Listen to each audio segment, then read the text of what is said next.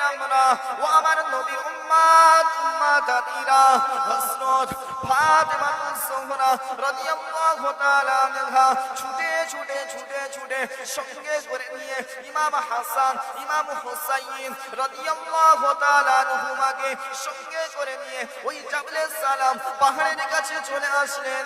আসসালামু আলাইকা ইয়া রাসূলুল্লাহ ইয়া হাবিবাল্লাহ হুজুর, আপনি আর কাঁদবেন না, আপনি আর ওয়ানাসারি করবেন না, আপনি ফিরে চলুন, আপনি ফিরে চলুন। মদিনাতে কিয়ামত শুরু হয়ে গিয়েছে, আপনার সাহাবীরা পাগল হয়ে গিয়েছে, আপনার সাহাবীরা পাগল হয়ে গিয়েছে, আর আমার অন্তরটা জ্বলে পুড়ে ছারখার হয়ে যাচ্ছে, আমার কলিজাটা শেষ হয়ে যাচ্ছে।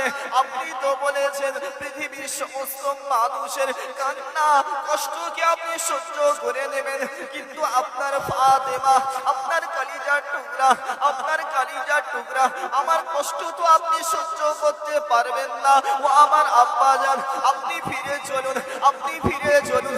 না না না না না, আমার নবী সিজদা থেকে মাথা উঠাই না।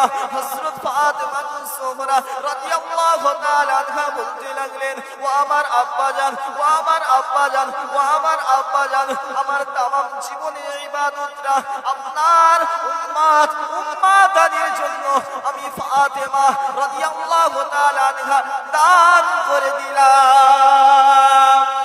না না না না, আমার নবী সিজদা থেকে মাথা উঠাই না। আমার নবী কান্নার জোরটা আরো বেড়ে গেলেন।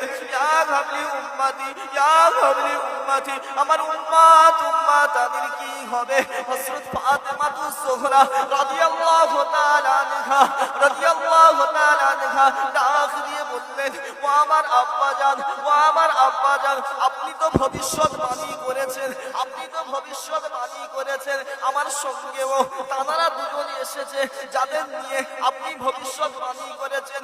ইমাম হাসান, ইমাম হাসান, ইমাম হুসাইন রাদিয়াল্লাহু তাআলা আনহুমা, তারা দুজন আমার সঙ্গে এসেছে। ও আমার আব্বাজান, আপনি আর ওয়ানাসারি করবেন না, চলুন চলুন চলুন চলুন। আমার নবী সিজদা থেকে মাথা উঠাই না। ও নবীর উম্মত উম্মাতাদিরা, সেই